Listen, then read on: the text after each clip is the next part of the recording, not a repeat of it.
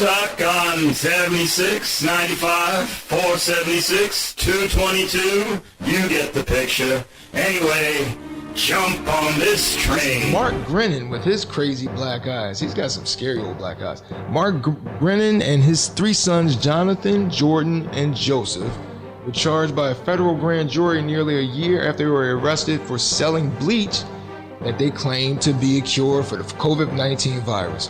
Two of the Grennos, 34-year-old Jonathan and 26-year-old Jordan, were arrested last July when federal agents raided their home in Bradenton. At that time, federal investigators say they found nearly 10,000 pounds of sodium chloride powder and thousands of bottles of MMS, or what they call Miracle Mineral Solution, and of course, loaded guns. It is Florida after all. Records show that Grennan's made over $1 million selling this stuff. They made $1 million and pitched the deadly concoction as a cure-all not only to the COVID-19 virus, but a host of other medical conditions: cancer, Alzheimer's, HIV, you name it. You got a disease? Oh, this thing will kick it away. Bleach. Technically, yes, death will cure your disease. Death will cure your disease. It's time for the D train. Show of hands. Who's ridden the train before? Darren DeVoue. All right. All aboard. Hi, this is Brent Selleck, tight end for the Philadelphia Eagles. When I want the best in talk radio, I jump on the D train.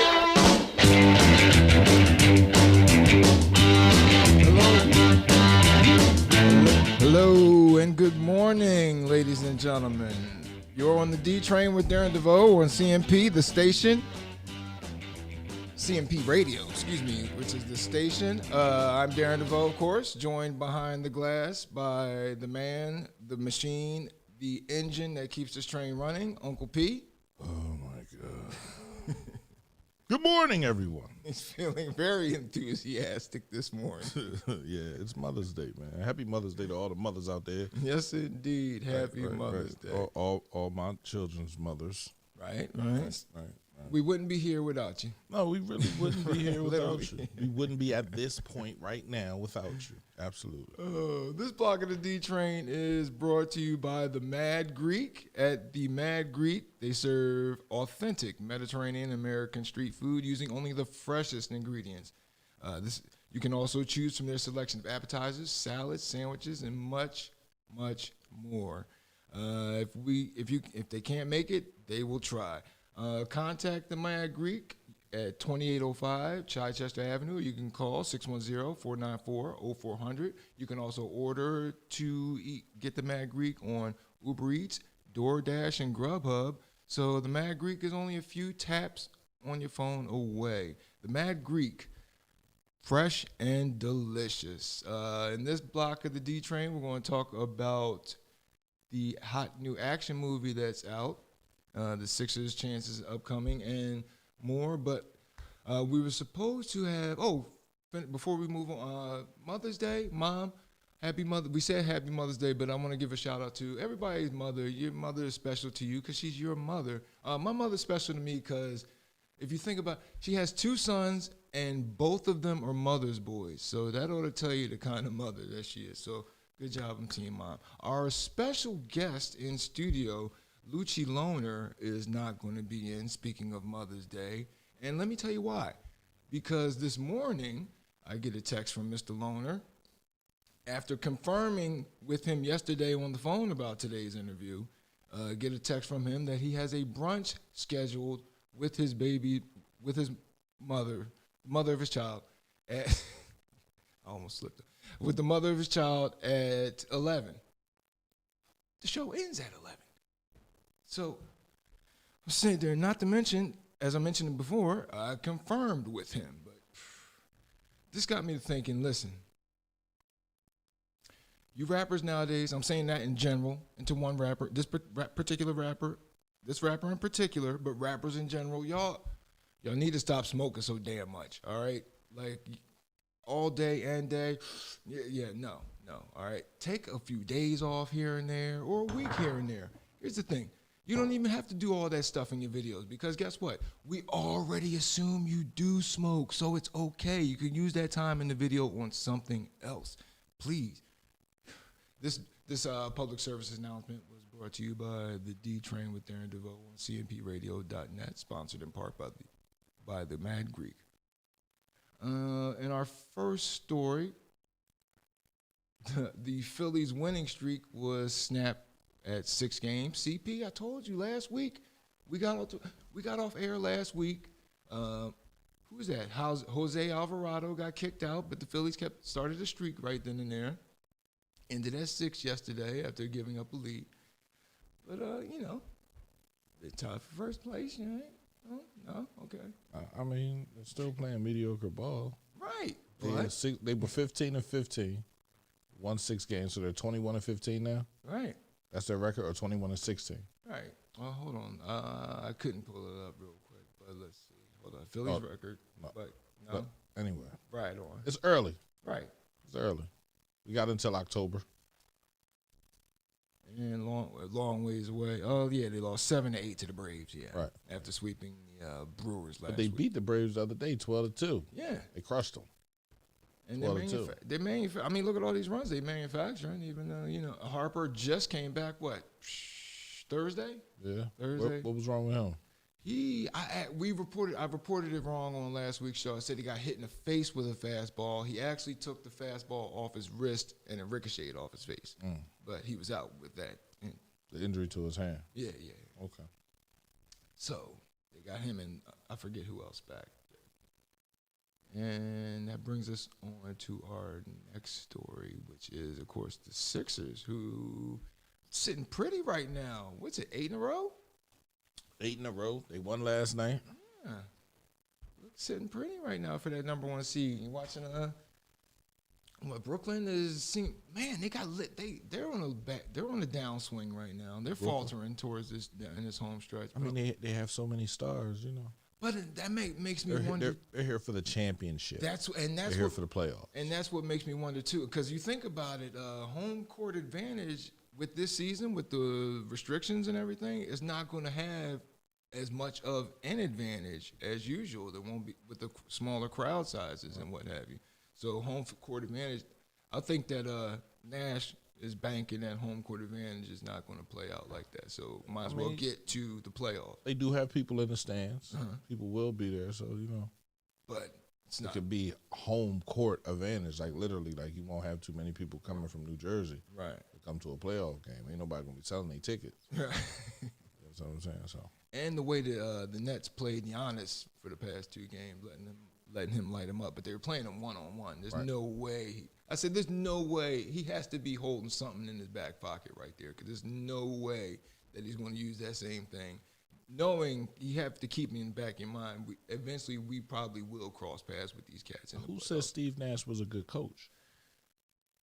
I haven't yet. This is first year, though, right? Well, who said he was a good coach? And but I mean, he have to have, especially as experienced as he is, he'd have to have experience that playing basketball, right? Not coaching, right? Not putting people in the right position. But still, you'd have to know, like with respect to defending Giannis, the strategy that they show in defending Antetokounmpo so far. Yeah, I don't trust it. You're not gonna. P's not gonna fall for the banana in the tailpipe, folks. That moves us from the NBA on to the Eagles. The Birds. Oh yeah, they sound Carry-On Watley. What's his name? I just lost it. They signed the running back. They signed a running back. The one that they drafted? No. He was, they got him from Detroit. He was actually kind of solid in Detroit, I thought. It was a nice pickup because but he lost carries because of injury, and Detroit signed Adrian Peterson, who still has some productive time in him. Got to get them checks for all them damn kids he made. But, so he lost carries there, so he's been on the shelf for a second. So he's fresh legs that comes in, and I think might even be a second-best running back automatically now that he's added to the roster to go along with additions of Smith. No? It seemed like, at the very least, it was a nice little pickup for the Birds. Nice little addition on paper.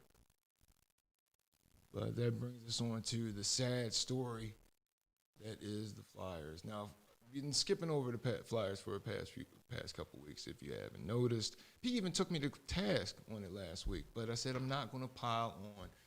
Right after we got off the air last week, the Flyers were playing the Devils, and at one point, it's 18-3 in terms of block shots. And you alluded to it yourself, Pete, because you talked about hitting somebody in effort. 18-3 in terms of block shots. That's it. That's like hustle points in basketball. It shows you there's no energy, no chutzpah. Right. Yeah, come on. So and what with the way we went into the season with expectations, you're seeing Carter Hart, like this poor fella just looks lost in the wind right now. Oh, and that's this guy. You thought you had a franchise. You thought you had a franchise goalie for the first time since what? Ron Hextall? I don't know. Shoot. Yeah, Ron Hextall. So like the disappointment that is the Flyers, and not only being a disappointment, but in the manner, because then they finally they won. Do you remember talking about the Sixers like this? You don't remember talking about the Sixers when it was trust the process. Oh, good. They were losing.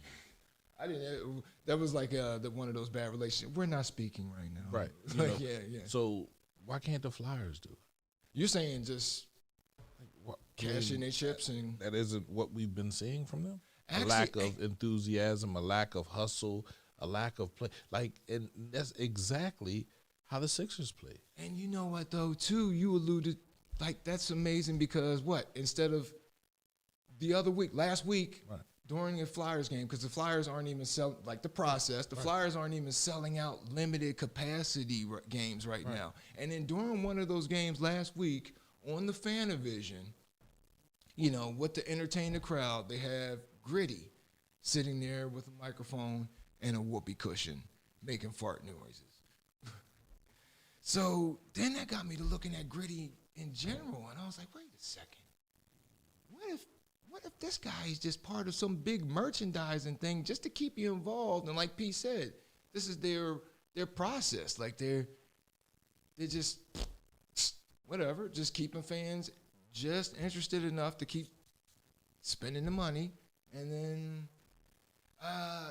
while the meantime the product on the ice, you see no effort whatsoever, because even players are listless. They see, I think it might be, what do you think, Pete? Do you think that that they're doing this process already, or that's what they need to go full in on? Are they losing already? They're losing for sure. What's their record? What's their draft status, right? You need to look at all those things, right? If they're losing games that you don't expect them to lose, if they're not playing the way you expect them to play, I can only mention that these men are getting paid millions of dollars to do what? Lose. 18-3 says there's no hustle. You're not hustling. You're not hitting anybody. So, the coaches already said it. The owners probably already said it too. It's a wrap for the season. We're trying to get the best players available. All right. Because I think might even have something like I wonder. I'd like to think that if Ed Snyder was still around, because this, like you mentioned, ownership, and ownership doesn't seem to be very involved, save for merchandising moves like Gritty. But that moves us on to this story.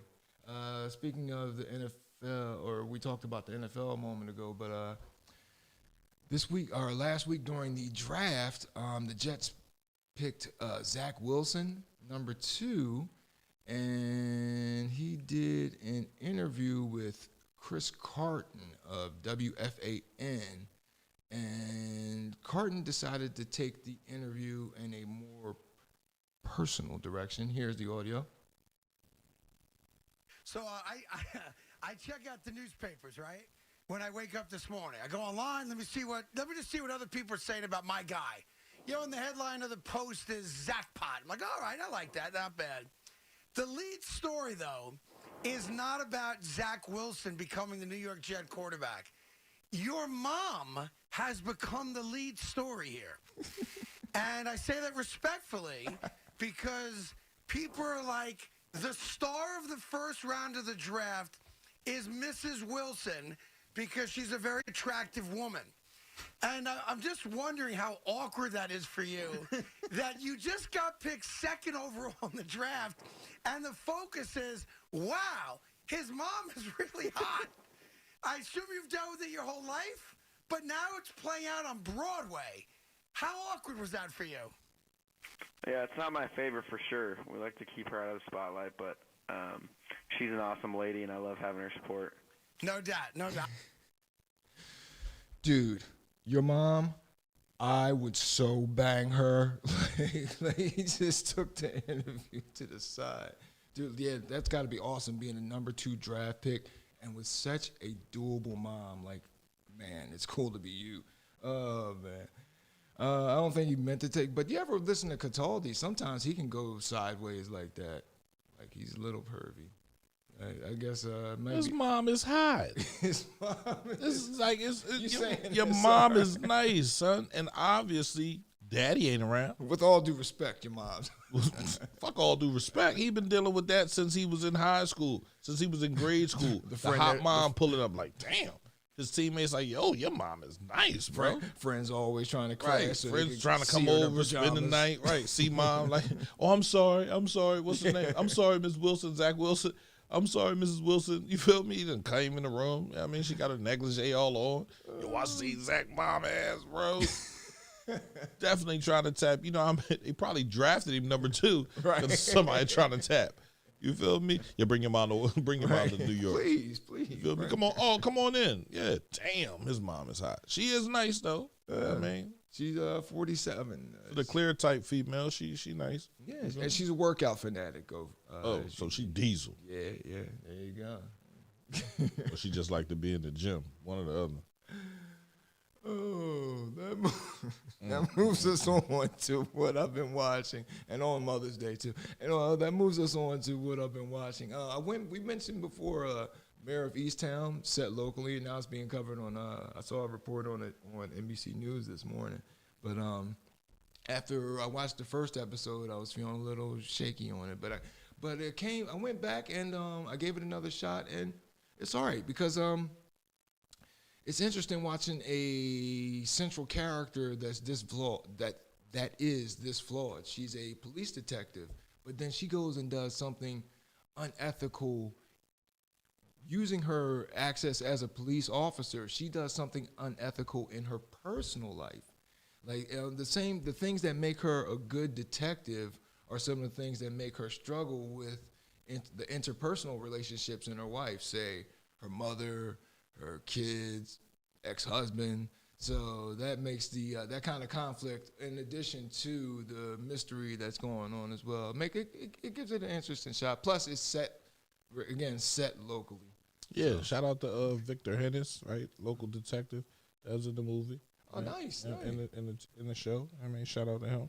Yeah, man. You know, I haven't seen it, and I seriously doubt I will. Okay. So it's only 8 episodes. It's a mini series, so I'm gonna hang in there until the end. Yeah, I'm not watching any of that. P says swipe left. Yeah.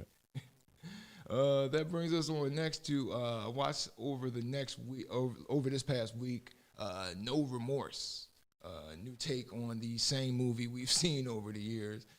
Guy slays a metric ton of anonymous henchmen, working his way to the top of whatever faction or conspiracy that has held him back. Either 1, he's been framed, or 2, his family has been murdered, or 3, John Wick took it to a new take there with the dog. Right. So there you go. I remember watching Law Abiding Citizen, which few scenes were shot here in Chester. Delaware County. Yeah, and they shout out the county. They I like that take on it too, because his family is murdered, but then he turns on the whole system, becoming a domestic terrorist. Right. Yeah. But what else you supposed to become when your whole family's murdered and they playing games? I mean, I like the part when he ate the T-bone steak and then stabbed the inmate with the steak. Yeah. Stabbed that nigga right in the neck with the spork. He stabbed him with the fucking T-bone steak. No, the porterhouse. It was a spork. He asked for a porterhouse steak. He bit that joint up. The bone was real clean. He stabbed him right in the neck with that one. How you gonna stab somebody with a spork? I'm pretty sure I remember him breaking the. All right, I gotta go back and look at that. But yeah. It's possible. Stabbing somebody with a spork. Stranger things have happened. No, he stabbed him with that steak. Okay. He's like, I'm gonna eat this without a knife. He told him to use the sport. Okay, right. Right, so he started biting it off. You feel me? Yeah. The bone. Think about how sharp that bone is. Yeah. Right. You the worst, bro. I misremember, so It's okay. It's all right. But back to watching No Remorse. I was watching that and thinking about Wallace from The Wire and how far he's come. Because this brother's running around all shredded. He's all different from that little skinny fella that pissed his pants right before he got shot at in The Wire. But that brings us to the end of our first block, the D Train. Remember, the D Train is brought to you in part by the Mad Greek, at the Mad Greek, where they serve authentic and fresh Mediterranean and American street food using only the freshest ingredients. Look at their selection of appetizers, salads, and sandwiches, and much, much more. You can order the Mad Greek on Grubhub, Uber Eats, or DoorDash, or go to 2805 Chichester Avenue in Boothwyn, or call 610-494-0400. And when you get there, tell them you rode the D Train there. The Mad Greek, fresh and delicious. We are not going to. Oh, go ahead. No, go ahead. No, coming up on our next block, we're going to talk about a weaponized colostomy bag. You're on the D Train with Darren DeVoue on CMP Radio. We are not going to intentionally destroy one of our own trains, not when we can still stop it. We are not ramping down. We're just getting started. Nothing stops this train. Nothing.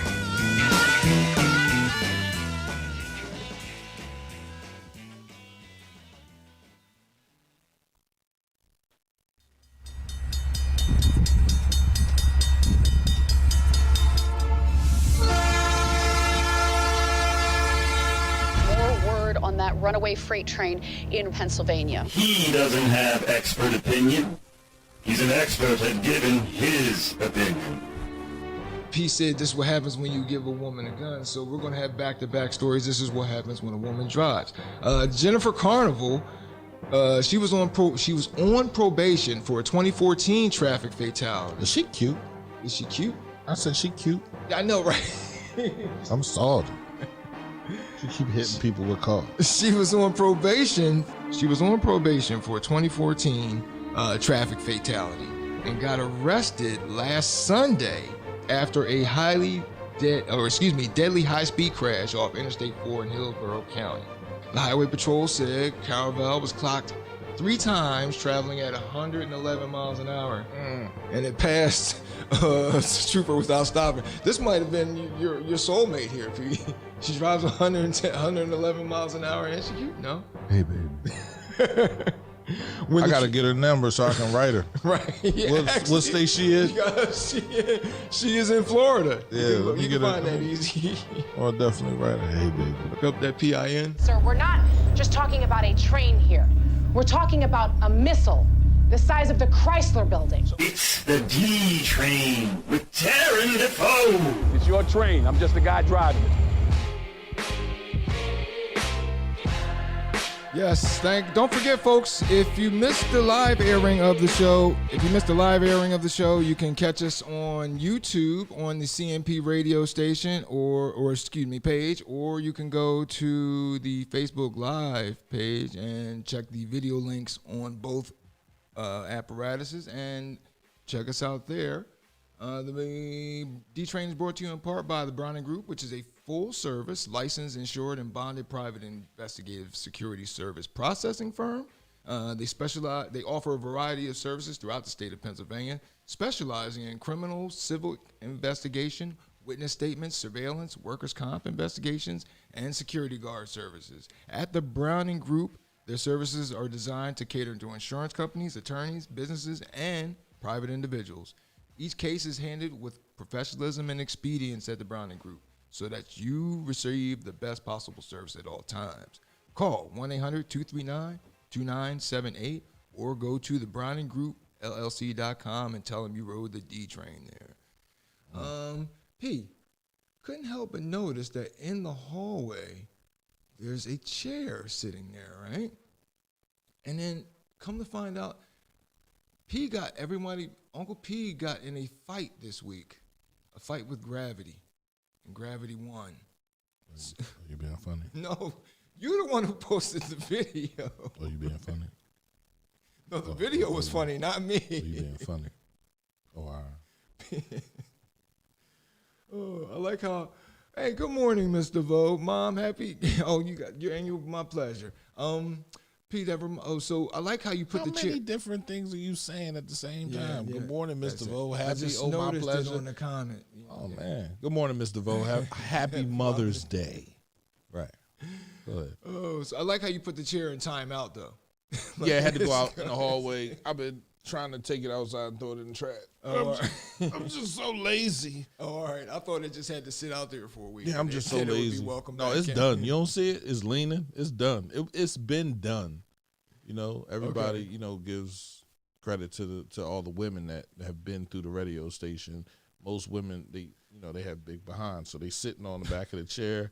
And you can tell by the way it's leaning, somebody big sat on that chair. But for me, because it gave up as soon as I sat down in the joint. Big people, it's been broke. Big people have left a trail of broken furniture in their wake. It's been broke, and that's sad. And that's definitely sad. But, you know, it is what it is. You know, I fell, got a couple scratches. You know what I mean? All right. You doing all right, though? We ain't had to Mentally it's hard. All right. It's hard to sit in another chair. It's hard to sit. Traumatized. Right. I'm definitely traumatized. Like, automatically, as soon you saw me on the ground. I sat on the ground I for a saw couple you sitting there for a minute, like. Then I picked the chair up and threw the chair. Right, the chair took an L from you. Right, and it was like, you know, these chairs have to go. Okay. You know, I'm tired of, you know, the chairs giving up on me, because I'm not that big of a dude. You feel me? Right.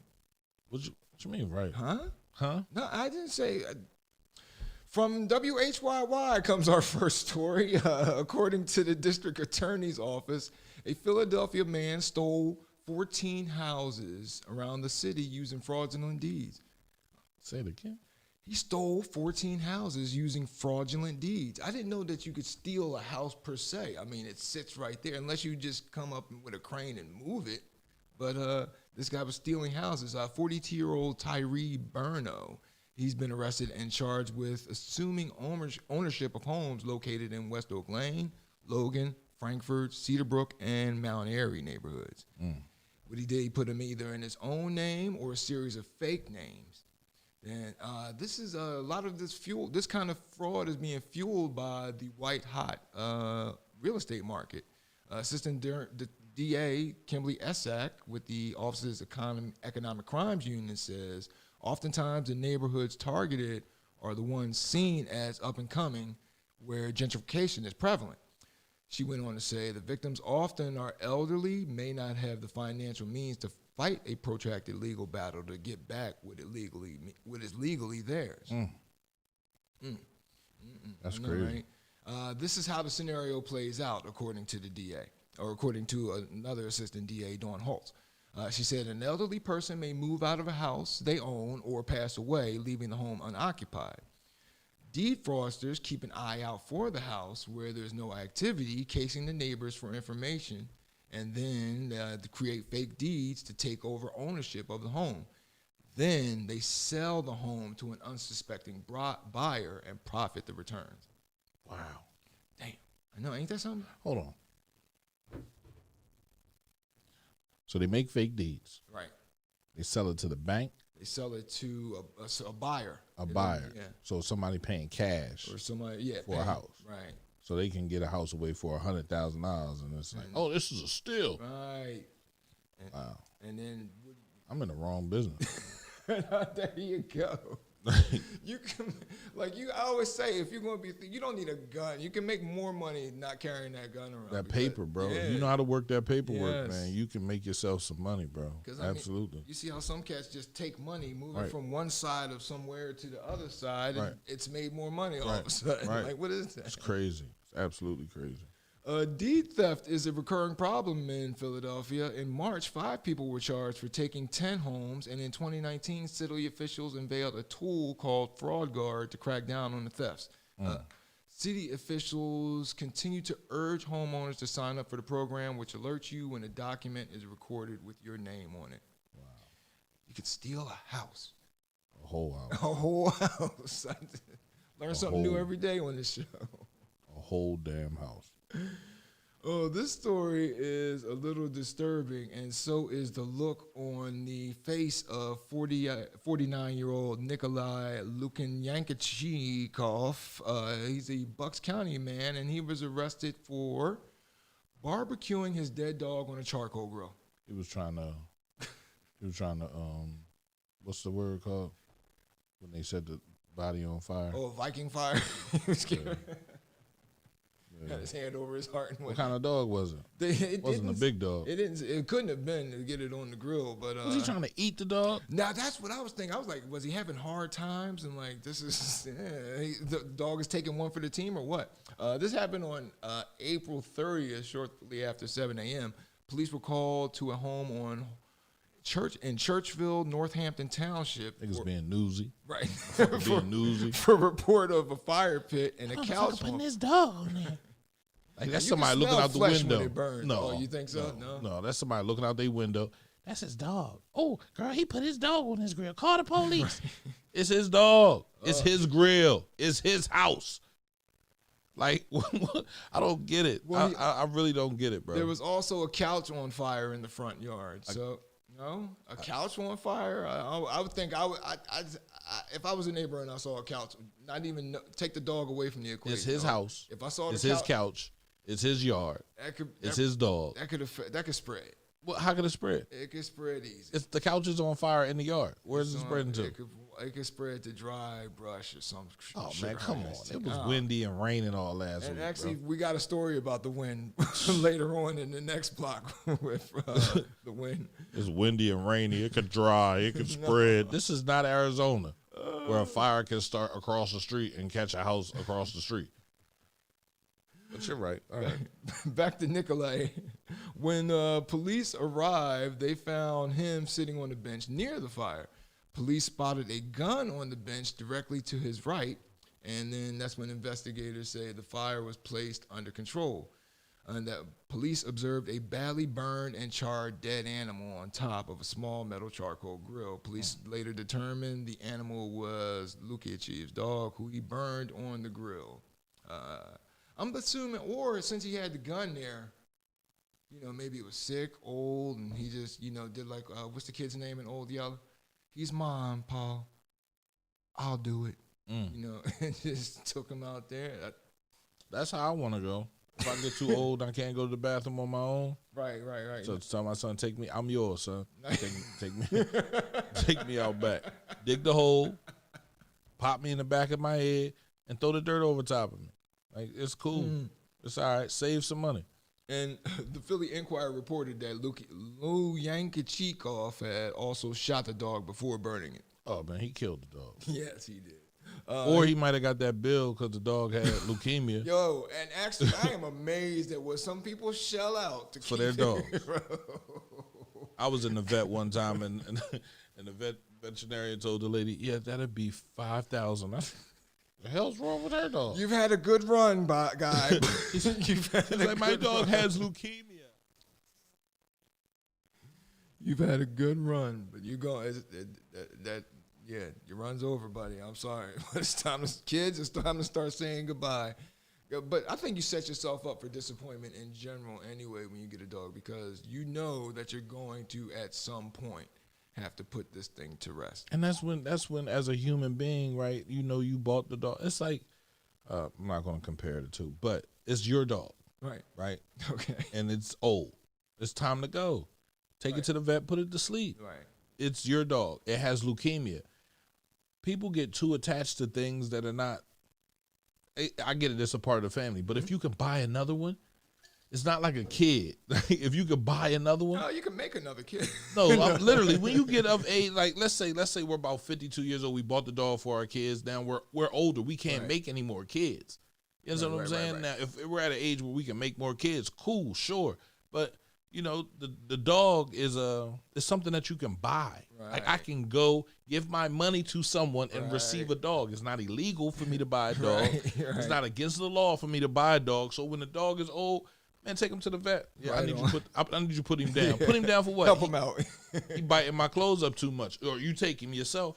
Send them to that shelter in the sky. Send them to the shelter in the sky, bro. Like, there's no reason for, but, people get sentimentally attached to dogs and they feel some type way, but a new dog brings in new life. A new puppy is new life. New dog freshens up the house. Right. We got to teach the dog all over again. Yeah, get to know the new dog. Lou Yanchikov was arrested and charged with aggravated cruelty to animals, discharge of a firearm into an occupied structure, and other related offenses. He was sent to Bucks County Corrections. Bail was set at $1 million. Oh, he's done. He's done. You don't do that to a dog. Yeah, not up there. And he could have burned a human being, and he wouldn't have a $1 million bill. Exactly. He could have shot a black man. He wouldn't have $1 million bill. But how dare you? How dare you burn a little dog? And even though dogs are, listen, what was that? Wheel of Fortune? No, it wasn't Wheel of Fortune. What's that show that used to come on? Channel? The Price is Right. Okay. He was like, spay and neuter your dogs. Yeah, they even tell you to fucking cut the dog's dick off. Cut the dick off and sew the pussy up. But yet I can't kill the dog. That's fucked up. Control your pet population. Spay and neuter your dog. How do you know how the dog feels after he gets spayed or neutered? Let me double. Oh yeah, and you know what? That's always something like. You ever see? There was an episode of that in Married with Children. The dog, Buck. What's his name? Al. Al was supposed to get Buck. Buck. No, not Buck is a kid. Buck was the dog. Oh, Buck was the dog. No, Buck wasn't the dog. Buck was the son. Okay, the dog. He was supposed to get the dog fixed, and he was struggling with it, and he came home in a dream, and the dog is up. And the dog is a whole character now, and it pulls a whole guilt trip on him about. You just gonna cut my shit off? Type shit is that? I would never do that to a dog. I would never, because that's inhumane. Right, and right? I didn't realize what it was until the one day we got a cat. I had with the next I used to live with. We had a cat. We get him, and so he's there, and then she wants to get him fixed. And then he goes away, and then when we get him back, I noticed that his jaws are gone. I'm like, oh, that's what they do? Oh, my God. Yeah, they cut them joints, slam off. Now you got a cat walking around with no buttons. So the cat doesn't have mental issues. Cats have lives. I'm so sorry. They think just like we do. They're not human, but they are animals. And of that animal culture, if your cat meets another cat that got balls, like, where your shit at? Well, he one of them transvestites. You know what I'm saying? Like, how you know the cats don't think like that? They have some kind of... Where your slit at? You know what I mean? Like, come on, man. That's crazy. That's absolutely crazy. And our next story comes to us from the Bristol Post by way of WHDH. P, you still eat McDonald's? Occasionally. Okay, I stay away from this stuff. But this 22-year-old Rudy Batten, and he loves himself some McDonald's. He was at a McDonald's in Yate, England, around 7 a.m. on February 8th, and allegedly took 50 pounds from a register before holding an imitation firearm to our store manager's head and leading him to a safe, the Bristol Post reported. That's when he asked for chicken nuggets, but settled for the double sausage McMuffin because the restaurant was only serving from its breakfast menu at the time. What? I am so down with this manager. Like, whoever this manager needs, he needs to be shouted out by the McDonald's globally because he's like, sir, I see you have a gun, and I respect that. I understand that you want some nuggets, but it's company policy. We just don't make these things before 10:30, sir. Can I offer you? And then, you know, he did it, offered the customer a substitute in order to keep him satisfied. Ooh. That's why Chick-fil-A is the shit, because you can go there and get their nuggets in the morning. Okay. You can order the nuggets. You order anything from the menu? Okay. I don't know if it's anything. I don't know if you can get a sandwich, but I know you can order the nuggets. Okay. The day... So he should have went to Chick-fil-A. Yeah. The day prior, Batten allegedly robbed, and you'll love this name, Mom, Miss Millie's in Yates and fled with cash and fried chicken. He took the chicken. It's always funny when somebody robs something and takes some shit. Like, I'm going to rob the store. Give me all you got in the register. Give me your Dutchies. And you know what? Give me that box of Dutchies.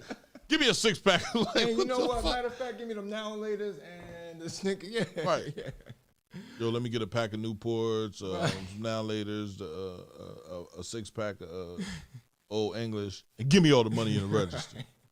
Batten pleaded guilty to 2 counts of robbery, 2 counts related to possessing an imitation firearm, and 1 count of having an article with a blade or point in a public place, according to Avon and Somerset police. He was sentenced in Bristol Crown Court this past Wednesday to 6 years in jail. And you know what?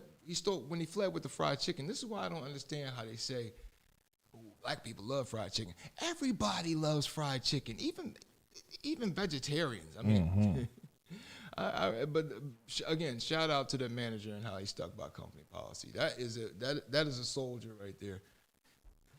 This next story comes to us from NJ.com. This is police said in a press release, Dean Hardwick, 34 of Gloucester Township, he worked at a Mavis discount tire in Sicklerville. He was reprimanded last Saturday morning for his performance. And that's when he became irate, threatened the manager, telling him he would be coming back to the store with, quote unquote, something for him. So he went and got him Chick-fil-A. No. How come people don't do that? I'm gonna come back here. I got something for you. I'll be right back. Come back. Look, I'm sorry, boss. Like, here, take this Chick-fil-A. Right. That'll get you your job back. That would have been the move. That would have been the move. Right there. No. He returned to the shop 15 minutes later with a loaded .380 caliber firearm, which he pulled out of a hoodie pocket before walking toward the lobby where several customers were waiting. The store manager tackled Hardwick, wrestled the gun away from him, subduing him until police from Winslow Township arrived. Well, Hardwick ain't no gangster. Yeah. Ain't nobody tackling you with no gun. Where are you coming from? That's the boy you looking for. The boy you looking for tackled you. Like, come on, man. Ain't nobody trying that shit. He didn't want no. He didn't want no smoke. He just wanted, like you said, I got a gun. Now give me my job back. Sad. Like you said, he didn't put no thought into it. No, you got to really think when you're doing things like it's this. chess, not checkers, man. Right. Come on, man. My thing is, why not just quit? You know, if you don't love me, if you don't love me, Maven Tires, then your cousin Pep Boys will. You know, he don't have the energy to quit. Our next story. Our next story comes from ABC 15 in Arizona. This is 57-year-old John Daly III, a recently retired Border Patrol agent, and he was arrested after allegedly raping 8 women and spending more than 2 decades on the loose. Look at the eyes on this guy. Look like a rapist. Ooh, yeah. He just looks like a guy you just give a wide berth to. I'm not giving him no wide berth. Pete, you gonna keep your eyes on him? No, I ain't gonna. I'm gonna punch him in his mouth. Right, automatic. Hey, what is you looking at, bro? I watched the interaction in the store the other day. Young boy, he had to be like 5. He was short. Okay. I'm gonna give him 5'2", 5'3", right? And he's sitting there looking at this African bull, you know. Like, yo, he said, why you keep looking at me, bro? He said, what is you talking about? He said, man, you keep looking at me. I'm looking at the young bull, and he turned his head, and he was so gone, bro. He was like, I don't know what he was on. And the African boy like, bro, I'm not looking at you. He's like, yes, you are, man. You keep looking at me, man. I said, all right, well, I'm going to go ahead and get out this store. Yeah, right. Let these guys have their moment to themselves. Time for me to go. Definitely time for me to go. I don't even want, whatever I came in here, I don't even want no more. Right? How about that? But bull is definitely, yo. How many rape charges? Okay, so what happened was between July 1999 and October 2001, police investigated a series of sexual assaults that occurred in Mesa, Arizona, Gilbert, Chandler, and Bisbee. Police said the 8 cases were connected by similar suspect behavior, and 3 of the cases were matched by DNA, but no viable leads were developed at the time. Officers from Mesa, Gilbert, officers and the FBI and Border Patrol agents worked together on the case. They said officers say DNA taken from a cup in the Bisbee attack linked Daly to 2 of the assaults, and 1 in the Mesa case. May 4th, one of Daly's longtime friends from his law enforcement career set up a ruse to take Daly into custody in Sierra Vista. Daly was armed at the time of his arrest and tried to resist arrest before being taken into custody. During the search of his home, they found a stockpile of weapons. And investigators also found a newspaper clipping from the Bisbee Observer regarding the alleged sexual assault in Daly's home. Daly was booked for charges related to 3 of the 8 cases. Police say they plan to submit charges for their case, and police say 4 other cases require additional investigative efforts prior to charging. 27 years or 20 plus years on the run. And that's what they're charging him with. Who knows what he did while he was on the run. That's sad. Yeah. Well, speaking of sad, so we're going to keep it with this whole rape thing right now. Well, what's up with you? No. This next story comes to us from Alabama.com. Keep it going with this rape thing. No. You have no compassion, man. Yes, I do. But no, you don't. That's what you said. That is it. Is that what you said? You're taking it from that snippet, that one snippet, and making a highly developed is opinion. Is it not what of you that. said? Yes, but that does not mean. Yeah, we're gonna keep it going with this rape situation. Anyway, from Alabama.com, former Alabama State Police Trooper Christopher Bauer, seen here contemplating how many friends he's going to have in jail, arrested last week on charges that he raped an 11-year-old girl and had been kicked out of the FBI amid a string of sexual misconduct allegations. But he was hired by the Alabama State Troopers with the apparent help of a fake bureau letter that said that his record was clean.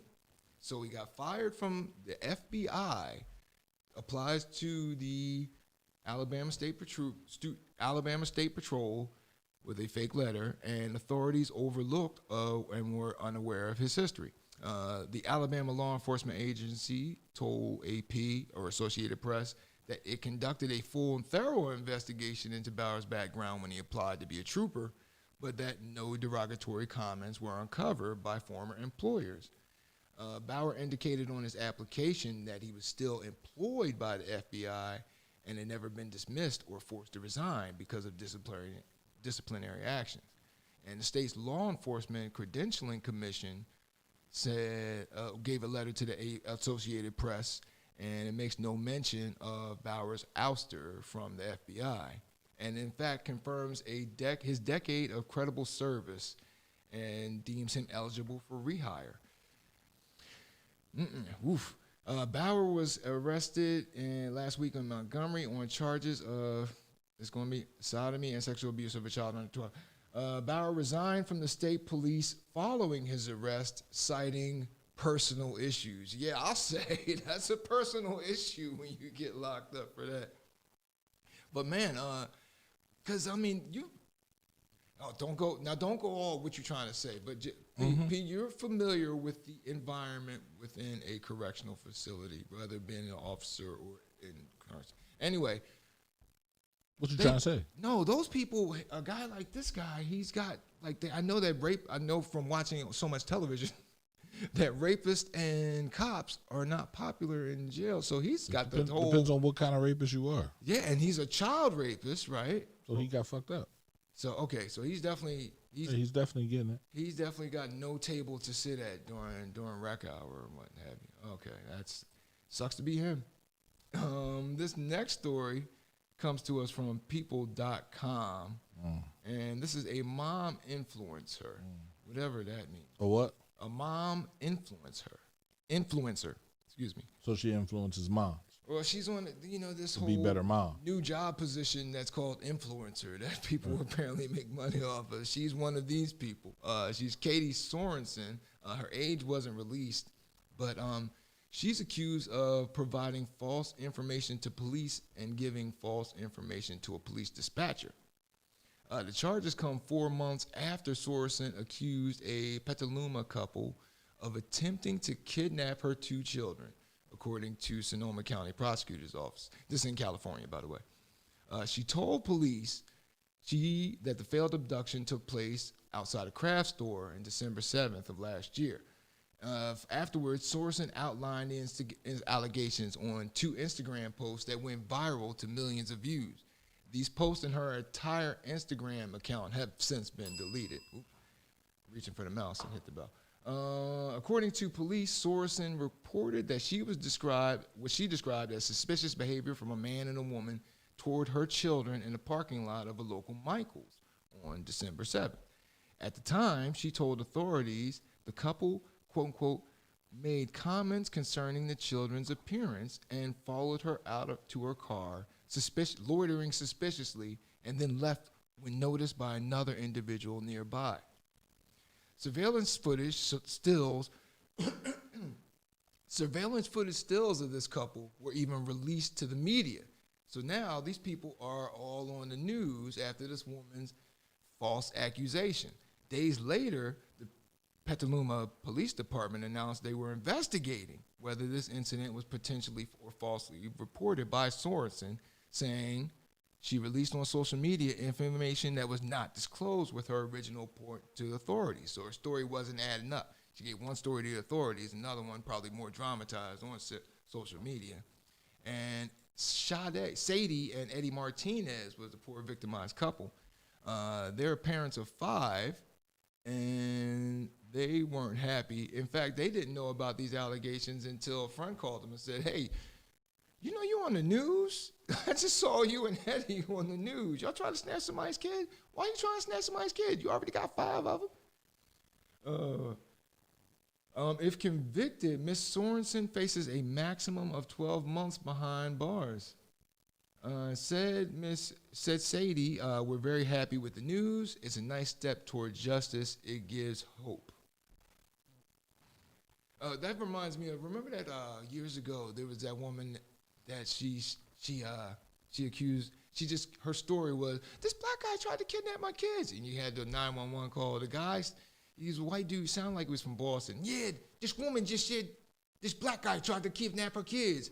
And I was cracking up because most black folks' immediate reaction at the time was, no. Black guys ain't kidnapping nobody's Other kids. people's kids, no. That's your problem. I got enough of my own. Now, we might carjack a car and not know the kids are in the car. Go, right. But I'm not kidnapping your kids. Right. Lady, how much money you got? I'll kidnap you before I kidnap your kids. Exactly. I'm going to take you and your kids so you can watch your kids. Speaking of moms gone wrong, this story comes to us from NBCnews.com. Emily Rose Grover, she is 17 years old. Her and her mother. I thought you was going to hit me with an age story. No. Like, the woman on the right was her 3 years ago after crack and opioids. Like, oh, shit. They look alike. That's her mom. That's Laura. That's Rose Grover. Emily, 17, and Laura doesn't say her age. Carol, and they were arrested in March on several charges, including unauthorized use of computers, unlawful use of a two-way communication device, and criminal use of personally identifiable information. She turned 18 in April, and that's when the assistant state attorney decided to hit her with their charges as an adult. Now, here's what happened. The mom was an assistant principal. She was using her access as an assistant principal to access students' records at the high school where her daughter attended. This was all in an effort to fix the homecoming vote so that her daughter would win homecoming queen. The FDLA said the mother and daughter used the system so that both of them were in on it, accessed 372 high school records beginning in August of 2019. Most of the records were hacked belonged to Tate High School students, where the younger girl was a student. Authorities said they used the system to cast hundreds of votes in favor of in favor of the younger Grover at Tate High School. According to an affidavit obtained by WKMG, the district used a third-party vendor so students could vote for the homecoming court. Carol's daughter was crowned homecoming queen in October, as you can see from the picture. Florida agents said that the fraudulent votes came from the same IP address, and they also found evidence of unauthorized access to Focus accounts linked to Carol's cell phone as well as computers associated with their residence. In total, the mother and the daughter are accused of casting 246 fake votes. The daughter got expelled from the high school following the incident. So, all that just to win homecoming queen. If you're not cheating, you ain't trying. Right. How about that? Like if nobody else thought of that idea, she deserves to be homecoming queen.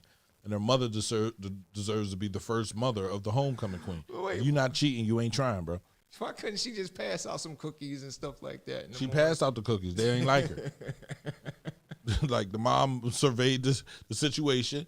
Like, look, you ain't really a people person, but we gonna get you this crown. You know what I'm saying? Like, people don't really like you, but we gonna make sure you win. Oh, good. Like my man Bill Belichick said, Right. if you ain't cheating, you ain't trying. And you know, Bill Belichick probably looks at the mother right now, but like, there's something very attractive about her. I can't put my finger on it right now. Oh yeah, she can get it.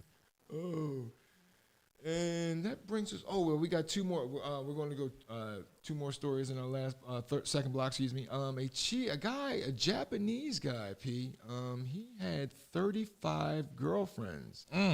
35 girlfriends. This was all a little fraud. He got arrested for fraud. This is Takashi May. Is that like the boy that married and got married? Some dumb guy? No. No, not him. No. This is that motherfucker got married and he got 4 times. Yeah, right. Four times. Get his full month off. Oh, well, actually, his whole scam again. He was Takashi Miyagawa. He's 39 years old. He was arrested in Osaka, Japan, for defrauding at least 35 women. Why? He was manipulating them to get birthday gifts. So each girlfriend, he told that he had a different birthday. So that they kept sending him gifts. Yo, he's nice. I figured this was P's Weekly Hero. This he's might nice. Be. we need a P's Weekly Hero situation. He lied to 35 women to get 35 gifts. So what, is he under arrest? Yep. For what? Fraud. What do you mean fraud? That's no. A man of the people. P is fighting for them. No. He doesn't deserve to be arrested. Like, if those 35 women were stupid enough to buy him a gift, okay, right? Like, because think about it. He had to find 35 women who just had a birthday. Right. Had to spend some time with them. Right. He had to put in the effort. Yeah. He wasn't frauding. He just didn't want him to know when his birthday was. He punched a lot of clocks. Right, he punched a lot of fucking clocks. That's for real, though. Because, man, some guys, if you got 2 girlfriends, you can't keep the name straight, let alone 35. Hey, Blase Blah. Yeah, hey, you. It's unclear. It's unclear how Miyagawa's scam unraveled, but in February, the women banded together to form a victims association. Oh, damn. They then reported Miyagawa to the police for defrauding them of 100,000 Japanese yen. Wow. Were $919 for us. The combined sum of what that's the combined sum of what they spent on these $919. Yeah. $919. Yeah. And between 35 women. 35 women. Or however many of these 35 women class action this guy. Well, I'm just saying, 35 women, that's $30 a piece. Right. If that. Right. Cheap hoes. Right. Fuck you have them for? I can say if he was 900,000. Remember, though, you feel me? Like chicks was buying him at $919. They ain't buying him nothing. Okay. They took him to dinner. No, and that's the thing. I was like, how did he meet these women? Miyagawa reportedly met these women while selling shower heads, water profilers, and other equipment for a multi-level marketing company. So multi. Wow, so they have that multi-level marketing over in Japan? I'm surprised. Why are you fucking surprised? Because I would think that they would, because I mean, I think the whole thing, like multi-level marketing in general, you're just like, as soon as you mention it, you're like, let alone, that means walking foot to foot, getting told no a whole lot like it's 1939. You see the motherfuckers walking? They be walking. They be hustling. Right. Shoe leather. Want to buy a shower head? Yeah. Shower head real good. Treat you real good. Some dumb guy. Oh my God. Some dumb guy. I sell this. Some dumb guy. A camera crew from MBS News found Miyagawa back in January before he was arrested, leading to a painfully awkward ambush interview. How was he arrested? How much time did he do in jail? Okay, so let's get to that. He doesn't say. With 35 people, but many is trying to figure out how Miguel pulled this off.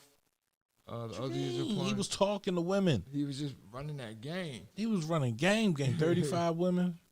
He could spit. He could spit bars. No, he can't. I mean, you find females that like to hear certain things, Now, it doesn't say what he was charged. Wait. Manipulating women. Yeah, I don't see a charge. They just locked him up. Yeah. And threw away the key. But you know what? We'll let you out when we feel like it. That show you how big that they are in that honor code in Japan, huh? Yeah, no? I'm about trying that. No. They started a group, though, for us. They're going to be every fucking Wednesday. They're going to be every Wednesday and talk about how he got over on their ass. 35 women.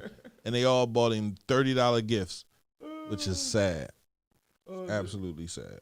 And our final story, this final story here is a woman who she went viral after hurling some racist rants at an officer who pulled her over. And we had the audio here all queued up and then screen up. And now, but it's time to watch another ad. What happened was she got pulled over. She's white and the officer was Hispanic. Who got pulled over? This woman in son of a biscuit eater. This woman in I want to say Florida. Darn it. I want to say Florida, but she got pulled over and every time she took immediate technology. Yeah, I got I'm somebody's grandfather and whatnot. Grandpa, you gotta hit the unmute button. Nobody's grandfather. No, that's for dog on shore. All you have to do is say, "Here, P, record this." And actually, play it. You always want to do things on your own. Trying to show I've grown up, but no, I should have done it yesterday. I could have. Nope. I should have. You should have. But anyway. But I'm letting this ad play because, here we are. You're a murderer. Yes, I started to record because you're a murderer. This is after the officers pulled her over. She started to go off on him, and she's recording a phone. You can't be on your cell phone while you're driving. I wasn't on my phone. I was recording you because you scared me. You can't use your cell phone while you're recording. I can record you. And can you call your supervisor, please? Because I already did. He's on his way. Good, because you're a murderer. Okay. Perfectly legal, and I'm a teacher. So there. Congratulations. Murderer. You're a murderer. What's that? Hold that still for me. Okay, murderer. And that's it. Here you go, ma'am. Sign inside the red box right there. For him being a Mexican racist. What is that name? Wait. Gas. Mexican racist. She said that she's a Mexican racist? No, she called the cop a Mexican racist, although that's possible. I mean, a Mexican can be racist, but we continue. Citation, ma'am. Here you go, Mexican racist. You're always going to be a Mexican. You'll never be white. You know that. Ooh. Right? You'll never that sounds white, like a racist comment. Really exactly. That's what I love about it because she calling him a racist right before. You'll always be a Mexican. You'll never be white. Like, lady, I should know a racist when I spot one. I see one every day in the mirror. I don't want to be white. And that's the thing. You're not white. You'll never be white. I know, ma'am. I know. Thank you. Here's your ticket, ma'am. Off you go. Please take your ticket and have a seat. Yes, please go. Oh, my goodness. That brings us to the end of our second block. Yes, sir. Yes, sir. The D-Train is brought to you in part by the Browning Group. The Browning Group is a full-service, licensed, insured, and investigative private security processing firm that offers a variety of service throughout the state of Pennsylvania, specializing in criminal, civil, witness statements, investigations, surveillance, workers' comp, and security guard services. The Browning Group also provides process servicing of legal documents. At the Browning Group, each case is conducted with professionalism and expedience so that you receive the best possible service at all times. Call 1-800-939-2978 or go to thebrowninggroup.llc.com and tell them you rode the D-Train there. Oh, wait a second. Pause everything. Hold on, P. Wait, thank you. I'm glad I caught that because hold on here. We got the best story of the week here. Best story of the week where? the best story of the week is my man with the tattoos on his face. Yes. You act like I could just pull it. No, that's why I'm mentioning it. I'm just talking. Stop being dramatic. This next story comes to us from WSVN, and this pictured here is Nicholas Newhart, and he's identified as John Doe in court documents for some reason. This guy, he literally has interesting story written all over his face. But according to the police, Newhart was drunk and holding a bottle of beer, blocking the outside of an emergency exit door at Kid Rock Steakhouse. He just looks like somebody who would be at a Kid Rock Steakhouse. And then Kid Rock security, or the security at Kid Rock Steakhouse, told the defendant to leave, but he refused. Security flagged down the police to assist, and that's when the police came to assist, that's when Newhart took out his colostomy bag from inside the front of his pants and started to swing it at the police, hitting 2 of the officers in the face. Covered in shit. With the bag of feces. Yo. And this guy, he basically took his colostomy bag. It was like that old song, North Carolina. Except he said, take your colostomy bag, swing it around your head, spin it like a helicopter. And then police said Newhart was drunk when he was taken into custody without any further incident. I guess he figured that was enough for one night. He done smacked 2 cops with the bag. He could not stand straight on his own, and his eyes were bloodshot and glossy, wet-looking, smelled of alcohol coming from a person. He's been charged with the assault of 2 Metro police officers, disorderly conduct, and public intoxication.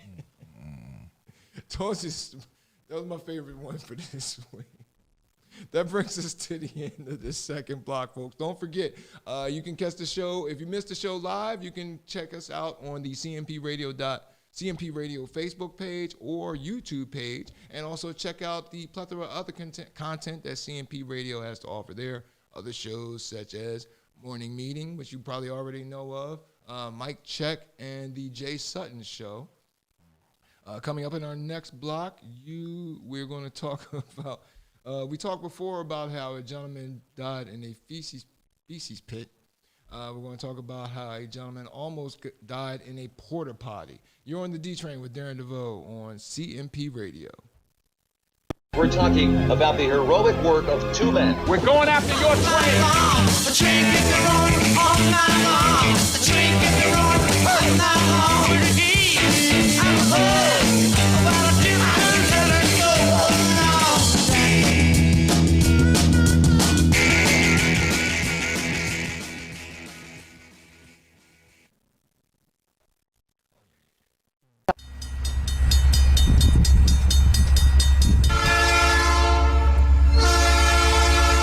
How are we going to handle this? I mean, this train's en route to pass through some highly populated areas. 700 level attitude, heart of the Italian You guys remember this young lady from a couple of weeks ago? We reported she was PO'd about being in the drive-through window a little too long.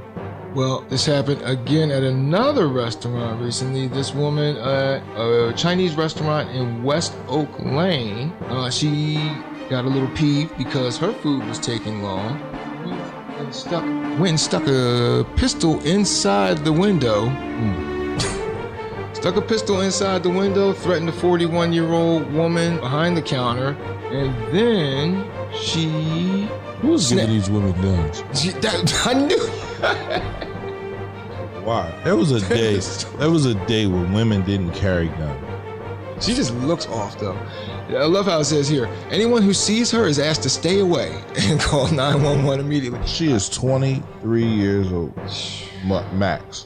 Yeah. The most. Her nails are done. You got her glasses on. Like, why you come outside looking like that? But you bring your gun.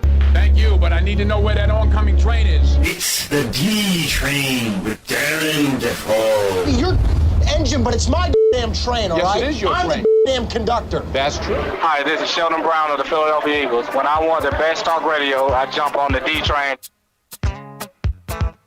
Welcome back, folks, to Happy Mother's Day. You're on the D train with Darren DeVoue on the station, CMP Radio.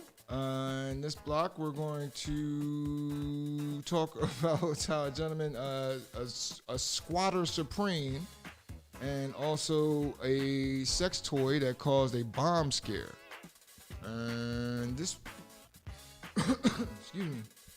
Well, we're going to get right into it. Our first story of the last block.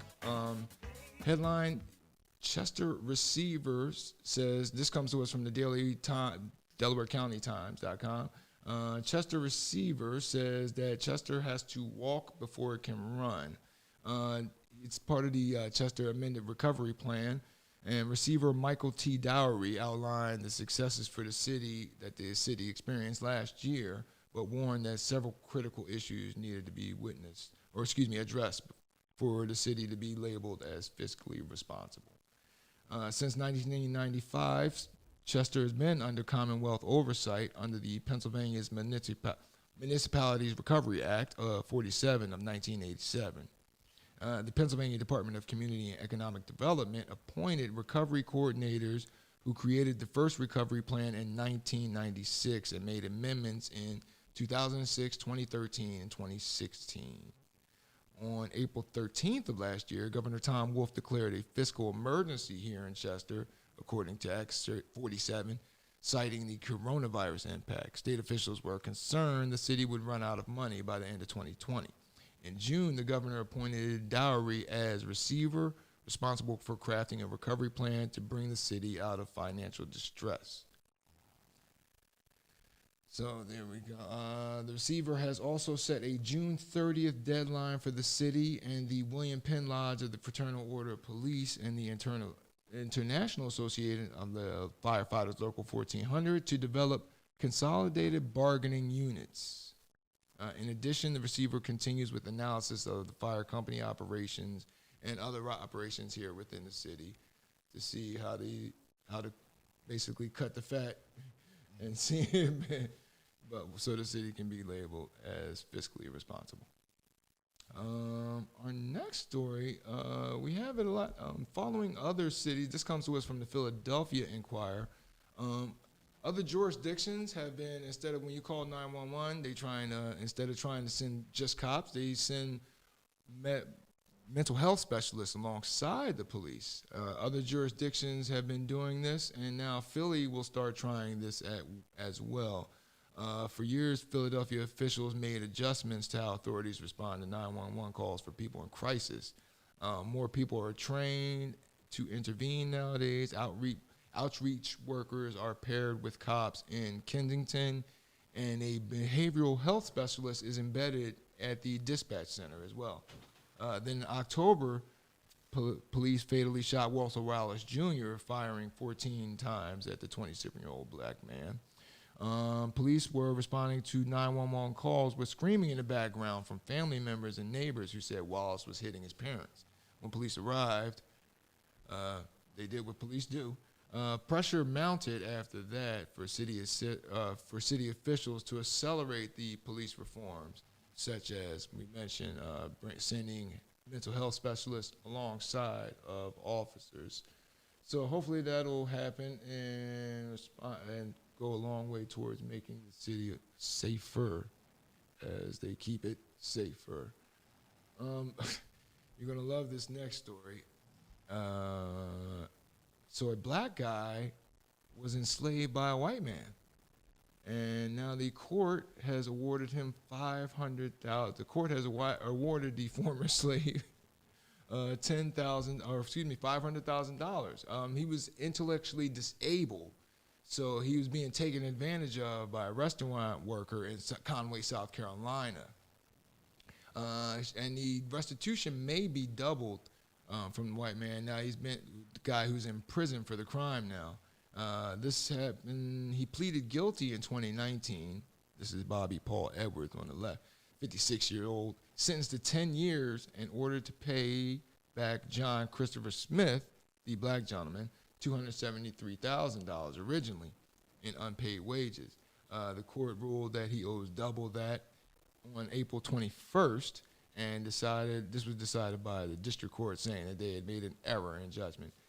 And so when an employee fails to pay these amounts, regular or in overtime pay, the employee suffers losses, which includes the loss of the use of that money during that period of delay, the ruling stated. Smith started washing dishes and bussing tables at J&J Cafeteria in 1990 when he was just 12 years old. And he loved having full-time employment. And that's when the restaurant was operated by Edwards and relatives. But then when Edwards took over as the manager of the restaurant in September of 2009, paid wages and decent treatment stopped happening for the young man. Edwards moved Smith into a roach-infested apartment that he owned, and that attorneys later called deplorable. Smith was first forced to work more than 100 hours each week without pay, no days off, as Edward took advantage of his mild cognitive disability. And then during his reign of terror, as the paper states, he kept Smith isolated from his family the whole time. Smith alleged that Edwards injured him many times over the years. He was whipped with belts and kitchen pans and punched multiple times by Edwards.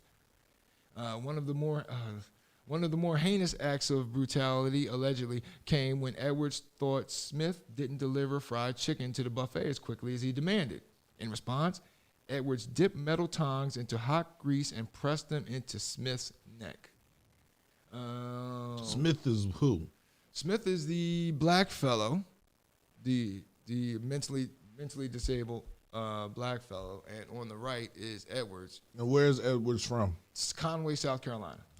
Oh, he's so lucky. Oh, yeah. But customers that were going to have to hear stuff and they didn't know what was going on. Sometimes they would ask waitresses, and waitresses were scared of Bobby, so they would tell them, I don't know what it is, when customers would hear the noise of the abuse and the beatings. So for stealing the victim's freedom and his wages, Mr. Edwards has earned every day that he is going to serve in jail, said U.S. Attorney Sherry Linden. Oof. So that was a rough one. Our next story. This guy. Wait, we talked about a story I believe we talked about a story last week about a guy who was squatting. This gentleman here, he's managed to do it for 20 years in a house that he didn't even own. This is in Long Island. Long Island man was made. He lived in a house for 23 years for free. Now rent is your biggest expense each month, and he just wiped that right off the board. He might be D's weekly hero. He might be Darren's weekly hero. This is Gurmat Hanspal, pictured in the sidebar there. He's 52, and he's filed 4 lawsuits and claimed bankruptcy 7 times to avoid being booted from the house. And the house he bought the house for $290,000 in 1998. So here's how it worked. He had 2 different banks and a real estate company have owned the 3-bedroom house since he's had it. He's been foreclosed upon since 2000, but remains in the house. Hanspal is not only the only occupant of the home. He got a whole bunch of crew up in there. He took advantage of the U.S. Bankruptcy Code's automatic stay rules, which give debtors temporary reprieve from all collection efforts, harassments, and foreclosures. At least 3 other people are listed the home as their house on their address records. And they've also filed for bankruptcy in Brooklyn Federal Court. So this is the bankruptcy house. Only to have the claim, although the court dismissed their claims. Hanspal has a long history of litigation, and it's a good deal though, because you figure he got Hanspal, who had an initial 7.375 interest rate on the house, $232,000 adjustable rate mortgage, and so he's probably saved himself $440,000 by not paying his bill. Wow. He got the mortgage from Washington Mutual in 1998 and made exactly how many payments do you think he made after he got the mortgage on this? 3. you're over. He made one payment, and before defaulting, prompting the bank to begin foreclosure proceedings. And then that's when he filed for bankruptcy. By May 2000, Washington successfully foreclosed on the home, and Hospital was forever barred from any claim to the property, according to the foreclosure judgment. But he never left. By January 2001, he filed for bankruptcy, and then he went on to file another bankruptcy claim in November 2001, and two more, one in 2002 and another one in 2003. This is a guy who knows the loopholes. You know, I joke on some people because, you know, obviously he's not from the States, but I joke on some people like when they say, oh man, he can't speak English and he only speaks Spanish. And I say, he probably speaks enough English to get by. In fact, I'll guarantee that his English is better than your Spanish. Right. But a lot of times those people like that take the citizenship test, they know more about this country than the people that are born in it. And this guy knows more about how to take advantage of the loopholes than I ever could have even conceived, because I'm impressed. Oh, shoot, she wasn't supposed to be until this spot. Remember, Pete, we talked about the winds? The winds from last week? The winds. Yeah, you mentioned it. Well, you touched on it. You just mentioned how windy it was when we were talking about my man who burned the dog. Right. All right, so yeah, like you said, it was very windy. Windy. Yeah, windy enough to remember, to stick out in your memory. Right. Well, a gentleman, he was in Gettysburg, and he was in Gettysburg Park, and authorities say he was he got into a porta potty, and authorities said the authorities said the winds caused the tree to come down. It missed the porta potty, but then he was stuck in there for a little while. He was stuck in there for a little while the Barlow Volunteer Fire Department. I just piss in the grass. I'm not getting in no porta potty, bro. For real. The Barlow Volunteer Fire Department said on its Facebook page that the crew went to Little Round Top shortly before 4 o'clock last Friday. And then they found a tree atop a vehicle, but no one was inside. The park rangers then told them the tree had trapped a man inside the porta potty. Robinson said crews treated it like a car entrapment, cutting away the tree with a chainsaw and then cutting the portable toilet with another saw. The man was alert and taken to EMS and was loaded into an ambulance to be taken to Gettysburg Hospital and was not injuries, but not considered life-threatening. Yeah, he just got poop all in his hair. Plus sitting there, oh man, can you imagine just sitting there right there, probably dizzy from all the time. You're sitting there amongst them fumes for all that time while you're waiting for them to cut you out, and they pretty much have to. You got to swallow. And you can, taste and smell has so much to, like if you smell something strong enough, you can almost taste it. Oh. Sad. Minneapolis authorities, in our next story, Minneapolis authorities were searching for a 9-year-old boy at the Minneapolis-St. Paul airport for a few minutes. He had arrived as a group of 20, and they were checking their bags for a trip that they were all taking together. No one initially noticed the boy was missing, and Minnesota Public Radio reported, said Pat Hogan of the airport. There was a lot of confusion because there were so many people in the group, and people were checking bags and putting their bags on the conveyors. So it took a second for them to realize he was missing. Where was he? Little man went on a conveyor belt ride. He went on he went on a conveyor belt ride and was down in the belly of the airport for a little bit. I actually did that as a kid one time, but actually like that little, like that circle right there, somebody sat me on the belt and I just went through a quick circle, waved at the airport workers, came back out the other side, and I picked me up. I was like, yo, what's a kid on this drink? Man, just let him keep going. Right. He took the ride. Hogan said the incident will likely lead to a review of baggage system security safeguards to see. No parenting. Yeah. Keep an eye on your child. That's what I don't understand. Why do you guys need to review the security where, like, listen. It shouldn't have let the child go through. It's a lot of twists and turns back there. The child could have got hurt. He could have fell off, and we would have never found him. No, if his mother or father, had the leash, that's why I believe in the leash. Right. if you're that obtuse to your child being around, carry a leash. Put a leash on them. The leash you got to is get more the for the back. parents than the kid. Yes, the leash is more for the parent. parents' shortcomings than the kid. Definitely for the parent.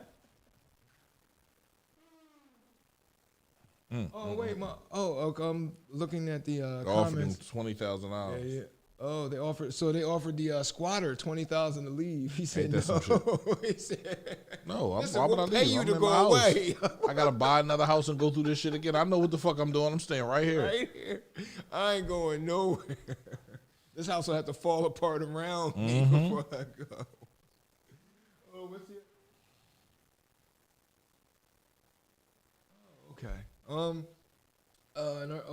In our next story. Having a little car accident. Oh yeah. This happened in Maryland. This is crazy. This guy, a very brave bystander. There was a wreck. I mean, that might be an understatement looking at when you look at this picture. But it was a multi-vehicle crash in Maryland this past Sunday, and it was in Ocean City, right by the Ocean City Bay. 5 cars went into a crash on the bridge over the Saywoman Bay, and this happened shortly after 3:00 last week. The 2-year-old girl was ejected from the pickup truck that's teetering on the guardrail. You see the pickup truck right there. It's just hanging halfway off the guardrail, and a 2-year-old child was ejected from there. That's when a heroic witness jumped from the bridge into the bay to rescue the child. It's not clear what caused the accident. However, witness said the witness who rescued the child preferred to remain anonymous.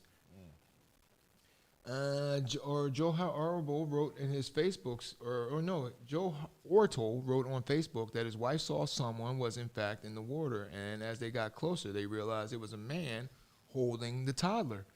We got on board with them within a couple of minutes of them at the landing in the bay and picked them up from there. That's when paramedics raced to the shore, and the hero jumped, probably didn't know what to do, that the bay is only 4 to 5 feet deep in that area. Man, so he jumped off a bridge into 4 to 5 feet deep water. I know they broke their legs. Right, and that's the thing, cause see, I'm terrified of heights, so I'd have ran up to that bridge and looked over that water and be like, oh, I am so sorry for your loss. It's like, there's no way I'm jumping over there. It says a lot about people's demeanor, said a witness. Just doing the right thing when you got to do it. When the chips are down, people will come together and make the right choice. So there's a little ray of sunshine after all of our harsh stories earlier. Here's a little, also another ray of sunshine. I'm not married, and I'm not married, and neither is P. P, you married? I was. Okay. Wow. See, I'm not married because I don't believe in divorce, so therefore I don't get married. You're not married because you don't believe in divorce. Yeah, no, it was bad joke. Yeah, it was a real bad joke. There was a bride. This comes to us from Australian news. A bride. You're looking for your dream wedding, and while they were having the wedding, this is on a farm, she had to reschedule it because, what happened was in October of last year, she had to reschedule it because of the pandemic. So then the couple hesitantly, knowing that this is still going on, they rebooked for April. Now they know they own a farm, as you can see. That's a little calf in front of her. That they knew that this is the time of the year when, if you own heifers, they're going to be calving. One cow named Drama was overdue on the wedding day, and the couple had dairy farmer friends checking on her throughout the day. But when the bride heard Drama was having some trouble delivering, she stopped and came to intervene. About 10:30 p.m., we were about to down the dairy, and we pulled this calf out. Well, no thoughts of my white dress or shoes. I just went straight in, Miss Laws at the time, now Mrs. Laws said. So my husband was actually up at the house making cups of tea for people, and someone walked in and told him. He said, Jess is down and there's mud in there. So the calf was named Olivine Rager Destiny, and mother and calf are fine. Oh, by the way, the couple met 3 years ago when they bonded over their love of cows. So this girl is team bovine, as you can see. Like they met her husband talking about cows, about to marry this man. They live with cows, and stopped the wedding so she could go pull a calf out of another cow. Oh, she's team cow. You got can you imagine? I can't imagine that here in the States. Like women, as much as they are about weddings, but I'm sure weddings are like that multi-billion-dollar business globally too. Like it's not just here. Every woman dreams of a great wedding. A great moment, that moment in time where she is the focus. Everybody. Of the attention, right? So I would think, every woman has that. Since there's kids, they dreamt about their wedding, right? So, I wouldn't see why it wouldn't be a big thing everywhere. And that shows the power of branding, because it's been so branded in their head. They probably do it automatically. They don't even, it's not their thought as so much as the thought has been put there. I don't think it's nothing wrong with a nice wedding. Huh. Right? That's a man's opportunity to show his woman how much he loves her. Okay. Right? How much is he committed to her? Okay. You understand what I'm saying? So, now at my age, yeah, I don't have a problem with a wedding. Right, more mellowed out, right. Right. I just want to get drunk. I hear you there. Actually, I went to a bachelor party a couple of years ago, and it wasn't the whole, let's make sure the streaming is on, this, that, and the other. What we did, we just hung out, with the groom. We just hung out, ate, hit the steakhouse. We hit a couple of other events. We went to a beer thing at an amusement park because the amusement park was shut down, and they just had samplings of beer all over the place. So you walked around all day drinking. It was a great time. I was like, that was the best bachelor party I've ever been to. And there were not a stripper in sight. Oh.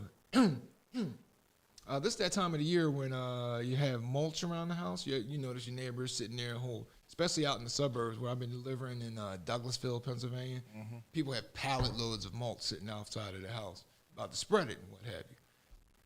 Did you know that mulch can spontaneously combust? Say it again. Mulch can spontaneously combust if mixed with the right heat. Yes, it has to be a certain temperature. You go. Right, yeah. Right. When you see it smoking, right, you don't have that long. You gotta and spray it dries down with out. water. Yeah. Gotta spray it down with water. So if you have mulch underneath of the mulch on top that's sparking, and the mulch underneath is dried out, that's when it will bust from the heat.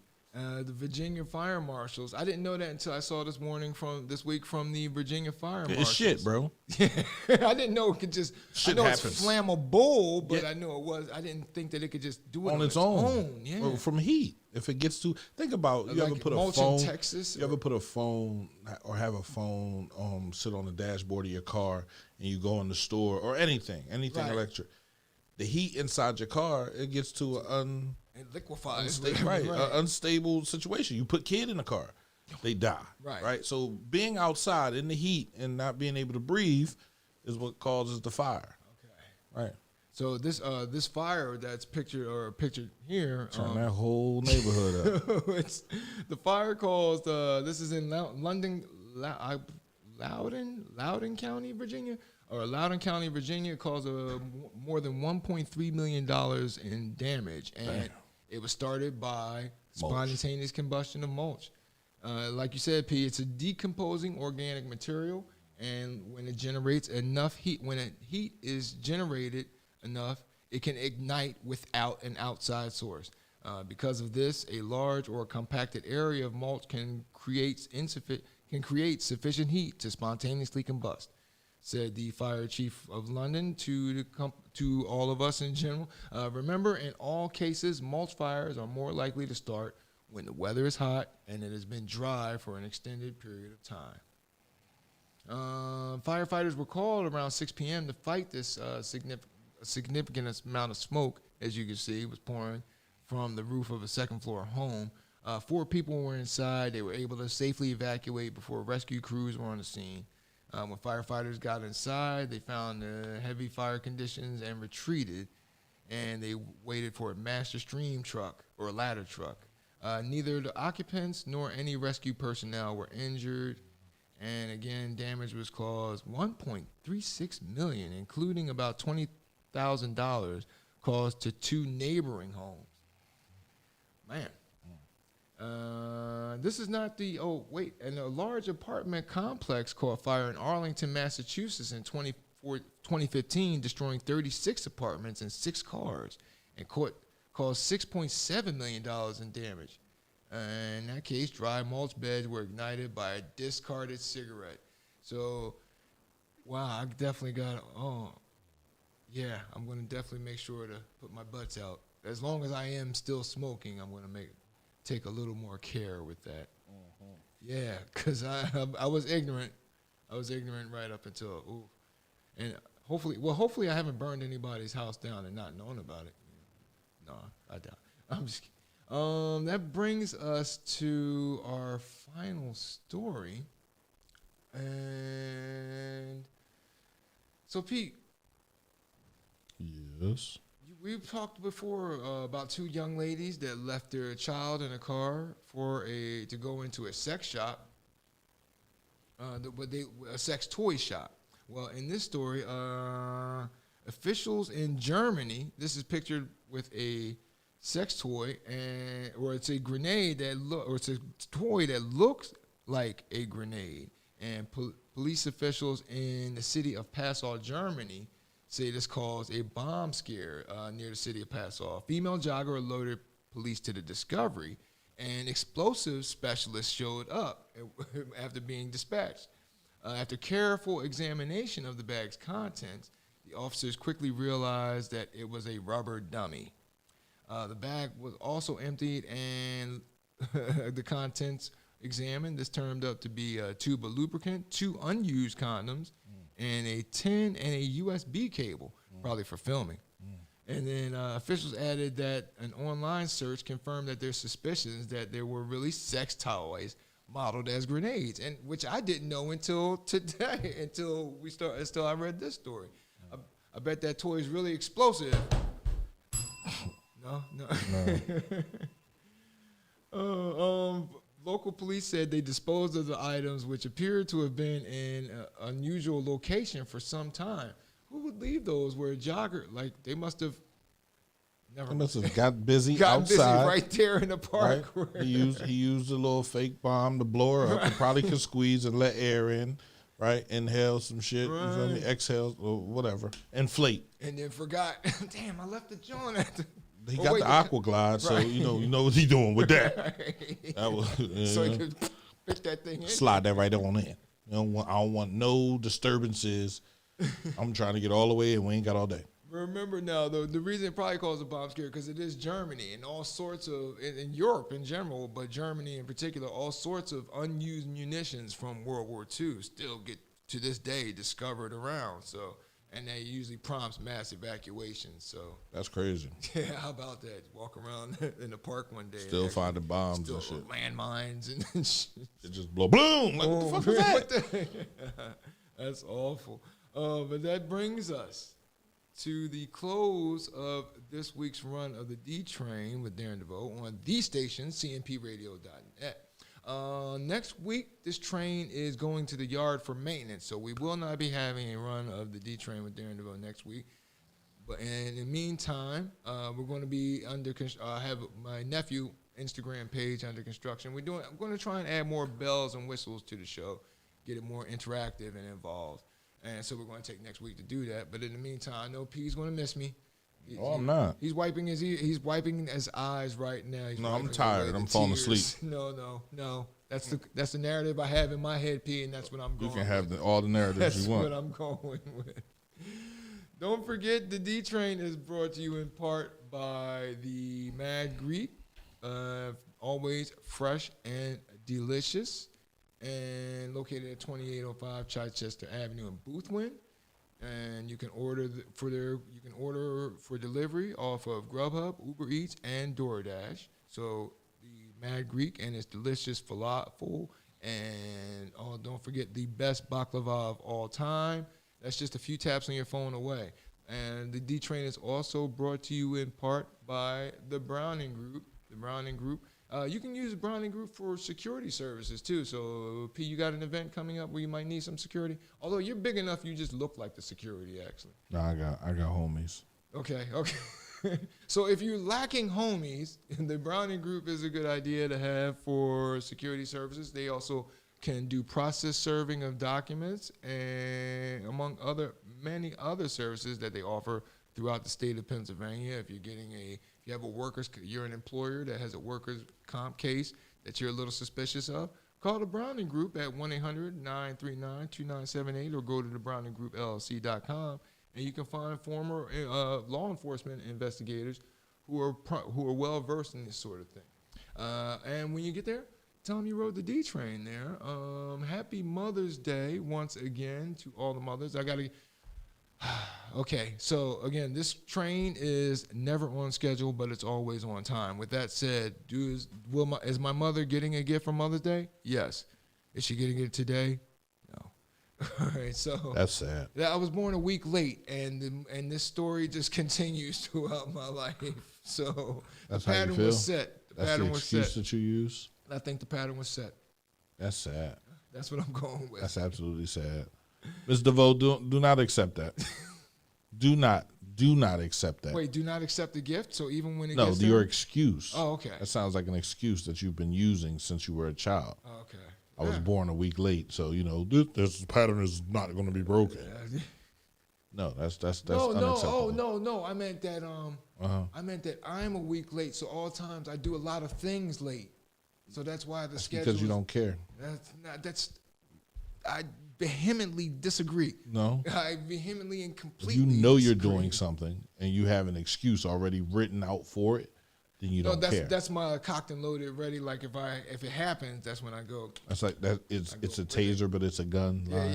There we go. You don't care. I like that. No. Yeah. Don't take that, Miss DeVoe. Don't take that. Smack him in the back of his head when you see him. Oh, she does that. She actually used to give people the green light. I come from that age where if he does anything out of hand, pop him. I need the green light. Can I get the green light? No. Give me the green light. No. I guarantee you next Mother's Day he buy you a gift on time. Pull up with that joint. Hey, here, Mom, please don't give Pierre the green light. So thanks again, folks, for joining us on the D Train. Don't forget the YouTube page and the Facebook page for CMP Radio. And if you miss it, you can also catch them live on those formats. Or if you don't catch it live, go to the video page on those two formats, being Facebook and YouTube, and you can catch the show there, along with all the multiple shows that CMP Radio offers, where you get another chance to hear P and his musings, specifically Morning Meeting. And wait, don't you have a show with P's Neighborhood Conversations? Neighborhood Conversations, whenever we have. Yes, I have a green light. I'm going to fuck you up. I'm going to fuck you up. Yeah, thank you.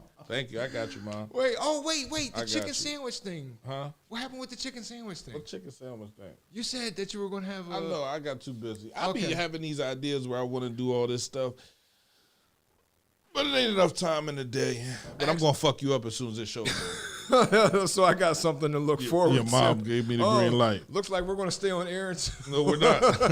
And that's it. Thank you for joining the D Train with Darren DeVoe. Have a great week, folks. We'll see you in 2 weeks. Thank you very much for joining. Peace.